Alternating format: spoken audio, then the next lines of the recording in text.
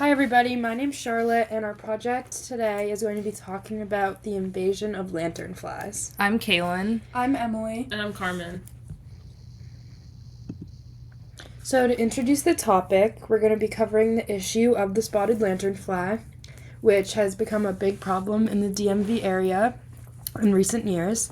This insect is one of the most invasive species and it causes real-world problems in our forests, farms, backyards, and our city buildings. In our presentation, we will explore an overview of our challenges through different communities, our key findings, roadblocks that we came across, and our solutions. First, going into the expansion of spotted lanternflies into Virginia. According to Virginia Invasive Species, the SLF insect was originally native to East Asia. Their presence was then confirmed in southeast Pennsylvania in 2016, and finally, in January of 2018, they were confirmed to be in Virginia as well. This map just goes into reported cases of spotted lanternflies in the Virginia tri-state area. Our challenge overview is a big challenge we face was that the spotted lanternflies have migrated and weren't in season anymore. They are normally in season late summer and early fall, and that's when they're most prevalent. You may have even noticed that they haven't been on campus much now that it's cold, whereas in the beginning of the semester they used to be falling from buildings. And our graph is the spotted lanternfly's life cycle, and as you can see throughout the life cycle, there's no prevalent life cycles in the winter months because they're not repopulating as much when it's cold outside. Within our research, we dove deep into the social, and economic effects on rural, suburban, and urban communities and the effects on specific individuals and communities as a whole. Now for our research concepts map. As you can see by the legend on the side, the community impact is highlighted in green, and then the type of community is yellow. Our economic impact is in purple, our system is highlighted in blue, and the harms to our system is in pink. We wanted to specifically focus on urban, rural, and suburban communities. Starting off with the impacts for urban communities. This can impact the community's annoyance and result in having to deal with the flies at work in buildings and homes. And then for the urban economic community, the honeydew and soddy mold can affect building quality in cities and cause vacant buildings, leading to less building opportunities and landlord income decreasing.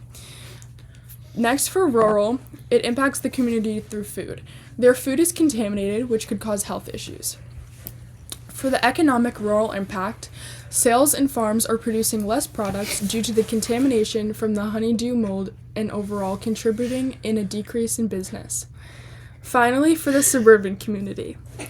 The community is less enticed to go outside, which can decrease exercise, harm health, and overall decrease the quality of life. And then for the economic impact in a suburban community, costs for pest control can get costly for residents, but on a positive end, it is good for a pest control business. For our system, we decided to focus on agricultural research. The three impacts on the agricultural research is first, the physical research. Crops, plants, etc. are contaminated, which then results in the physical research being damaged and the data being skewed.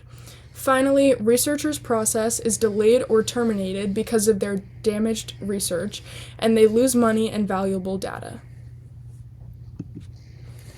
While researching, we came across 4 roadblocks.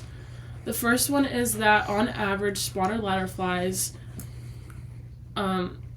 eat and contaminate about 60 different types of plant species, including economically important crops such as grapes and apples.